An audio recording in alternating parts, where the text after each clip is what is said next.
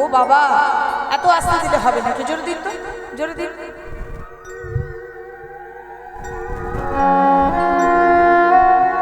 জানি তাই যে রাধেশ্যাম, আমার কথাটা পরিষ্কার শুনতে পাচ্ছেন তো?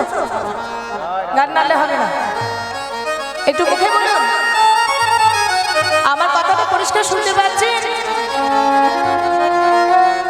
আস্তে বাজাতে, আমার কথাটা পরিষ্কার শুনতে পাচ্ছেন? ব্যাস জোরে বলুন একটু, বাস। মন দিয়ে শুনছেন? বলছি মন দিয়ে শুনছেন? হ্যাঁ কি না? আচ্ছা আচ্ছা, কীর্তন শুনতে ভালো লাগে? ভালো লাগে? আচ্ছা, যাদের ভালো লাগে না একটু জোর করে উলুধ্বনি দেন তো, একটু শুনি।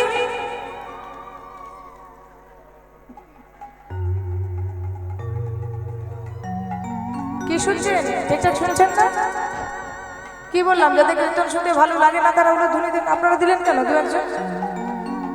হরি বল, হরি বল। চলুন একবার সবাই মিলে শ্রী গুরু ব্রহ্মানন্দ হরি বল। পুরবের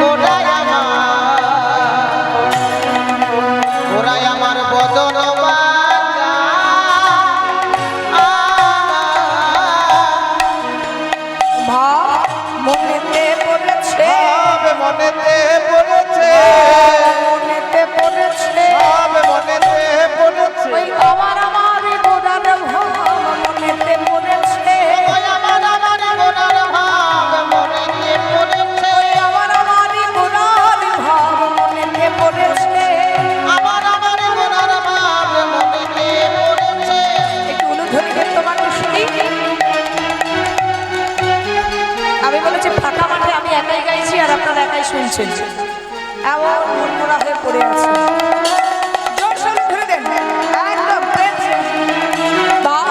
মনেতে পড়েছে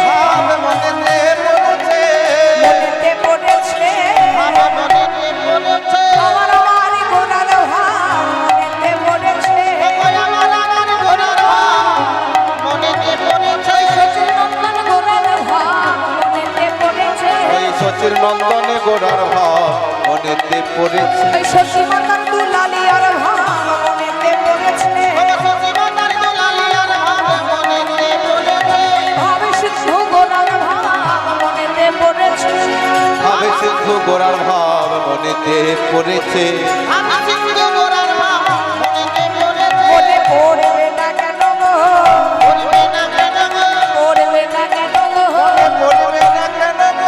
কৃষ্ণ সেই গৌর পড়বে না কেন গো? ওই যেই কৃষ্ণ সেই গৌর পড়বে না কেন গো? জয় কৃষ্ণ সেই গৌর পড়বে না কেন গো? যেই কৃষ্ণ সেই গৌর পড়বে না কেন গো? অন্তে কৃষ্ণ মহির গৌর পড়বে না কেন গো? ওই অন্তে কৃষ্ণ মহির গৌর পড়বে না কেন গো? কে বাজাই কে ও গো কে বাজাই কে বাজাই কে বাজাই কে বাজাই কে বাজাই মোরাই না সে মোরাই কে বাজাই কে বাজাই ও গো গোড়ারাই না শ্যামরাই কে বাজাই কে বাজাই মোরাই না সে মোরাই কে বাজাই কে বাজাই আমার মোরাই ওই আমার গোড়া ওই আমার গোড়া ওই আমার গোড়া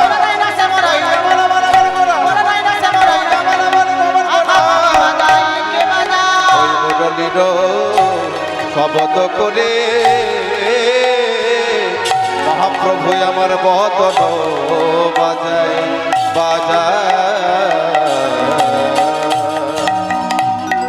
সঙ্গরি পুরবনী না শ্রী গৌরাঙ্গ রায় মুরলীর শব্দ করি প্রভু আমার বদন বাজায়। এখন কার কথা বলা হচ্ছে বাবা? শ্রীমান চৈতন্য মহাপ্রভুর কথা। কারণ মহাপ্রভুর কথা যদি না বলি তবে কৃষ্ণ লীলায় প্রবেশ করা যায় না, তাই না? যদি গৌর না হইতো কেমনে হইতো, কেমনে ধরিত দে শ্রী রাধার মহিমা প্রেম রস সীমা জগতে জানাতো কে? চৈতন্যটাই যদি না জাগে বাবা, তাহলে কোনোদিন কৃষ্ণ কৃপা হয়? চৈতন্য যদি ঘুমিয়ে থাকে তাহলে তার কৃষ্ণ কৃপা হয় না। কারণ এটা হচ্ছে কলি যুগ। আমরা কোন যুগের মানুষ? ও মা, এটা কোন যুগ? একটু জোরে বলুন, আমি কানে শুনতে পাই না ভালো করে। কলি যুগের মানুষ, ঠিক আছে। আচ্ছা, কলি যুগের তো মানুষ হলাম, তো কলি যুগের ভগবানটিকে কৃষ্ণ। আমাদের যুগের ভগবান কে মা? আমাদের যুগের ভগবান কে? হাসলে হবে, জানতে হবে। আমাদের ভগবান চৈতন্য মহাপ্রভু। আগে আমাদের ভগবান সম্পর্কে জানবো। ব্রজের ভগবান কি? ব্রজের ভগবান রাধা কৃষ্ণ। তাহলে রাধা কৃষ্ণকে চেনানো কে? রাধা কৃষ্ণকে চিনিয়েছে আমাদের ভগবান শ্রীমান চৈতন্য মহাপ্রভু। এটা কলিযুগ মা। এই যুগে সব কিন্তু উল্টো উল্টো হবে, আর যত দিন যাবে তত কিন্তু কলিকাল অন্ধকারচ্ছন্ন হবে।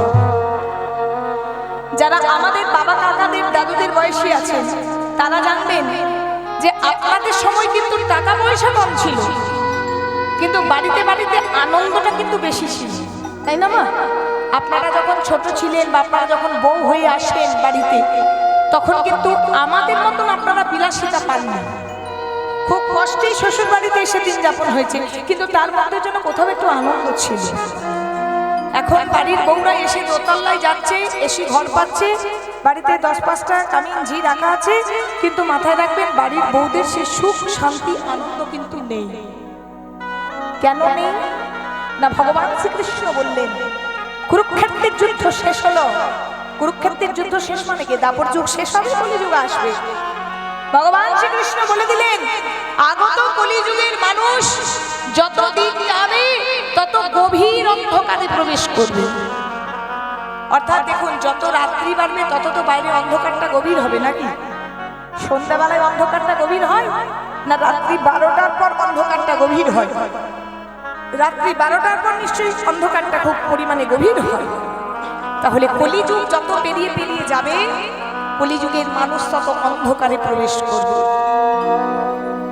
হস্তিনাপুরে রাজা যখন হলেন যুধিষ্ঠির, কুরুক্ষেত্রের যুদ্ধ শেষ হয়ে যাওয়ার পর রাজা কে হয়েছিলেন? যুধিষ্ঠির। যুধিষ্ঠির যখন রাজা হলেন তখন ভগবান কৃষ্ণ হস্তিনাপুর থেকে বিদায় নিয়ে আসছে কোথায়? দ্বারকায়।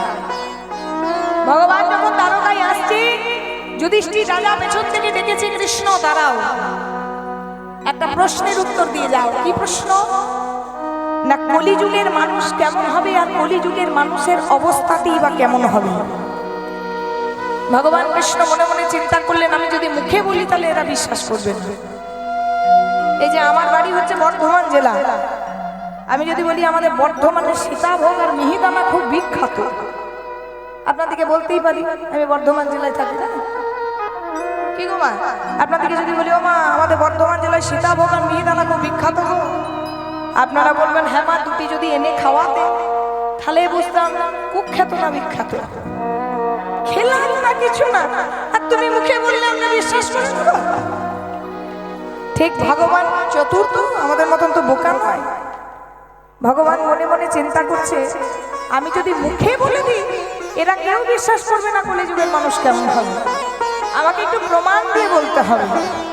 তো ভগবান কৃষ্ণ, একটু মন দিয়ে শুনবেন, ভগবান কৃষ্ণ যুধিষ্ঠিরকে বললেন, তোমরা তো 5 ভাই। কি মা, 5 ভাই তো? যুধিষ্ঠিরা 5 ভাই তো? বললো তোমরা তো 5 ভাই, কাল যখন রজনী প্রভাত হবে অর্থাৎ সকাল হবে, তোমরা 5 ভাই একটা জায়গা থেকে 5টা রাস্তায় যাত্রা শুরু করবে।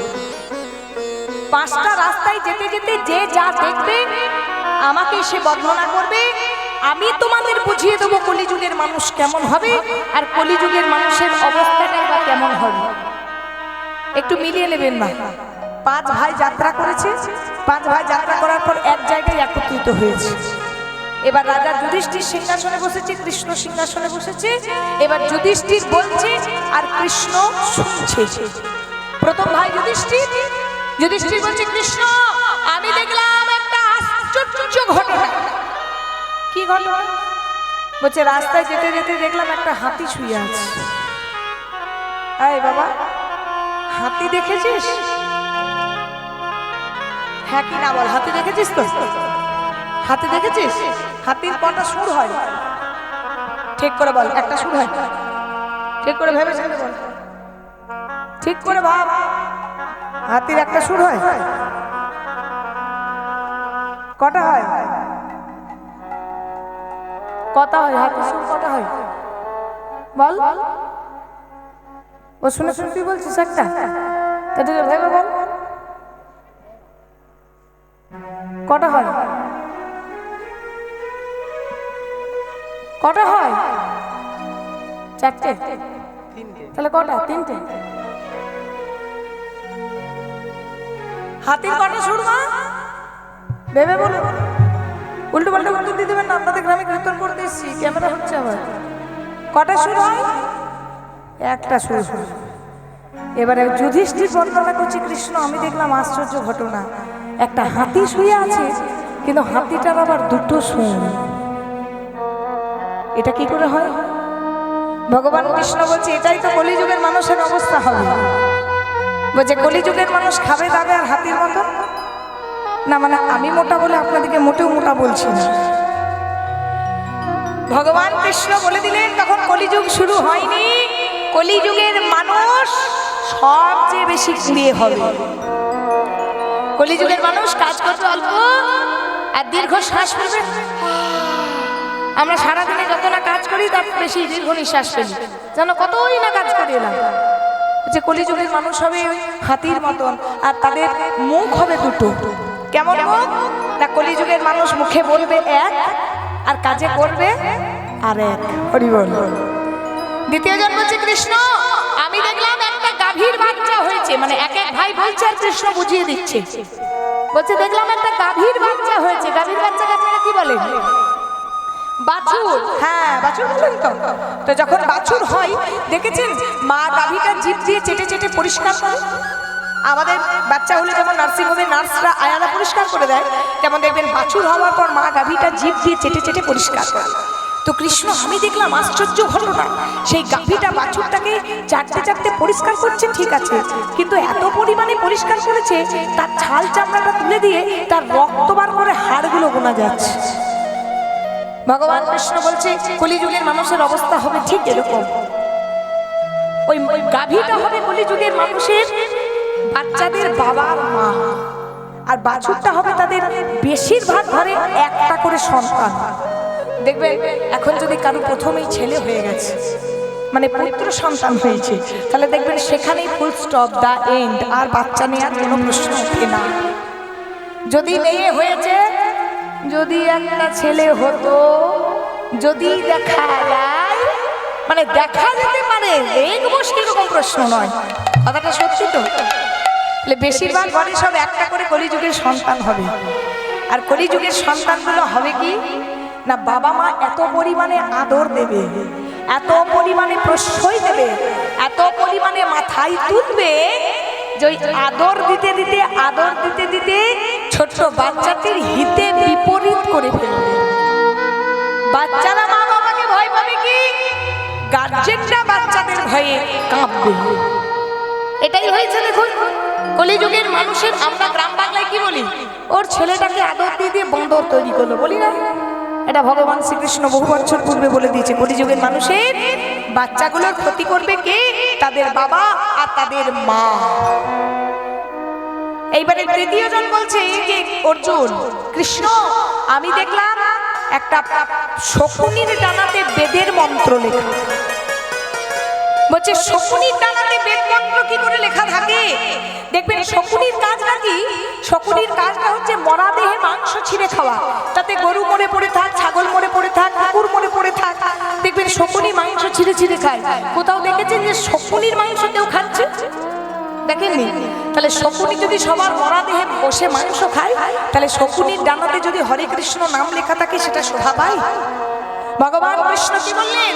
ভগবান কৃষ্ণ বললেন কলিযুগের মানুষের অবস্থা হবে ঠিক এরকম। কলিযুগের মানুষ হবে শকুনির গাছ, গলায় তুলসীর মালা নেবে, আবার মদের ভাটিতে বসতেও ছাড়বে না। গলায় তুলসীর মালা নেবে, মাছ মাংস খেতেও ছাড়বে না। অর্থাৎ কলিযুগের মানুষ সাজে বৈষ্ণব হবে কিন্তু কাজে বৈষ্ণব হবে না। হরি বল। এটা রাগারাগির বিষয় নয়। ভগবান শ্রীকৃষ্ণ বলেছেন কলিযুগের মানুষ সাধুর মতো সেজে নেবে কিন্তু তাদের কাজটা হবে অসাধু। এটা হচ্ছে শকুনির ডানায় বেদ মন্ত্র লেখা।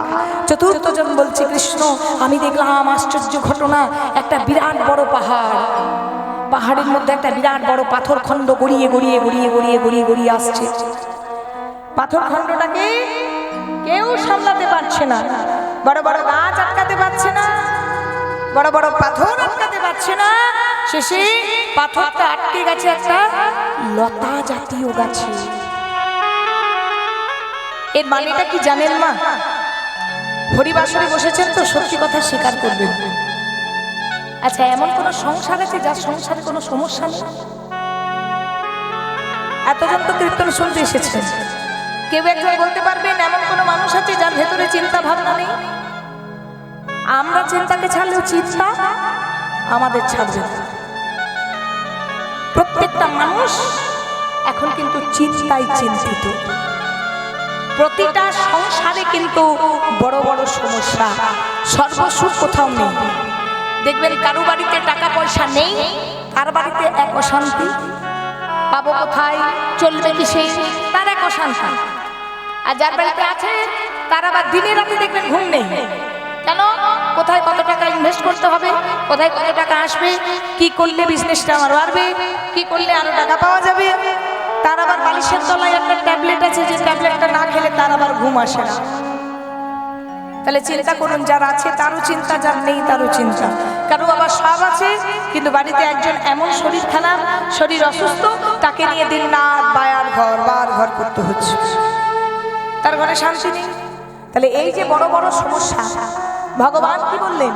কলিযুগের মানুষের প্রত্যেকটা সংসারে বড় বড় পাথরখণ্ডের মতো বড় বড় সমস্যা আসবে, কিন্তু সমস্যা ভেঙে পড়লে কিন্তু চলবে না। মাথায় রাখতে হবে, সমস্যা এলে ভেঙে পড়লে চলবে না। সমস্যাটা আসে কিসের কারণে? নিজের নিজের কর্মফল। যার যেমন কর্ম বাবা তার কিন্তু তেমন ফল। যে যেমন কর্ম করবে সে কিন্তু তেমন ফল পাবে। জগতে যদি কেউ ভালো করে তার ভালো হবে, জগতে যদি কেউ মন্দ করে তার মন্দটা কিন্তু অনিবার্য। কৃষ্ণের পিসিমা দুজন, গান্ধারীও পিসিমা ছিল আর কুন্তিও পিসিমা ছিল।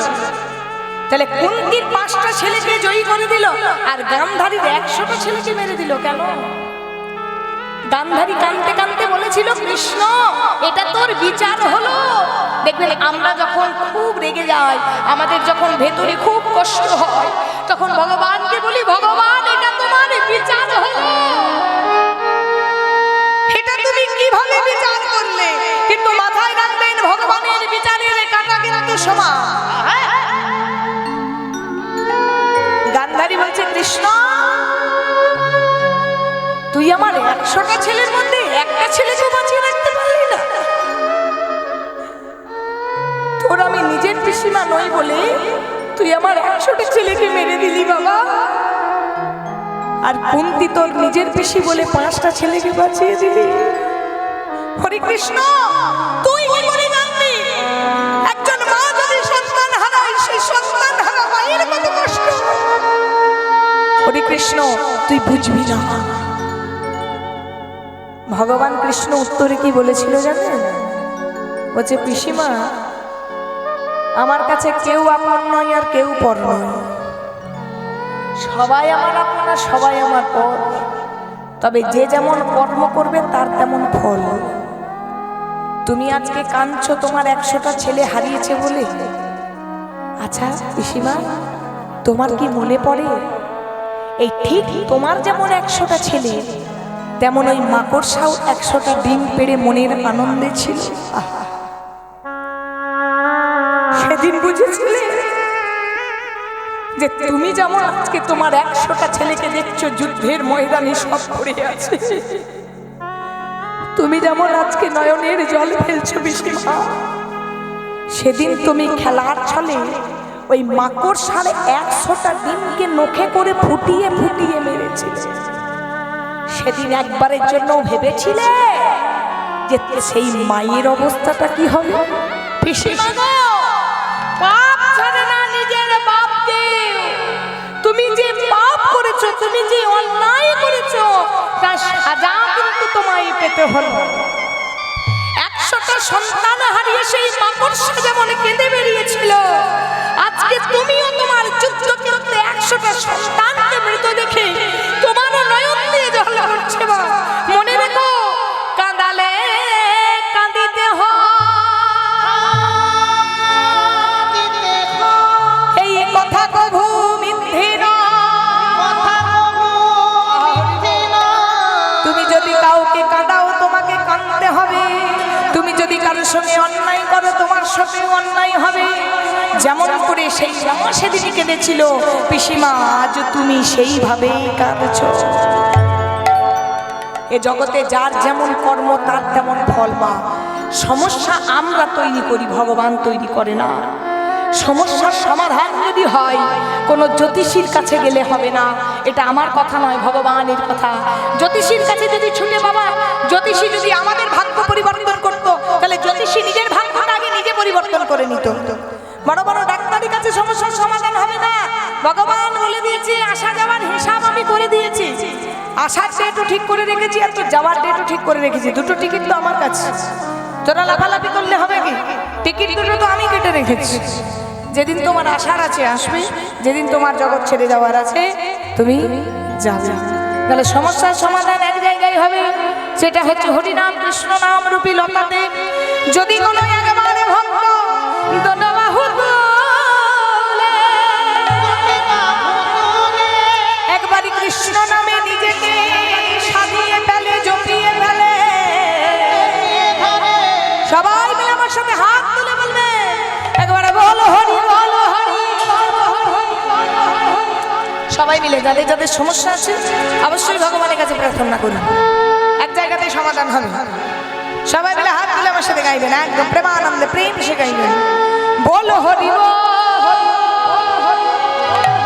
বল হরি বল হরি বল হরি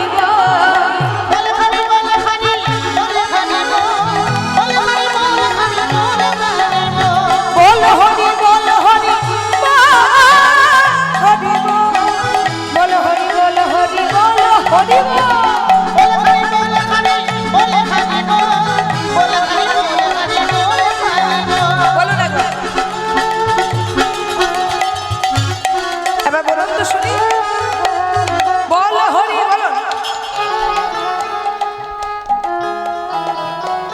কেন কুটুম বাড়িতে আপনাদেরকে কিছু খেতে দেয়নি ভালো ভালো?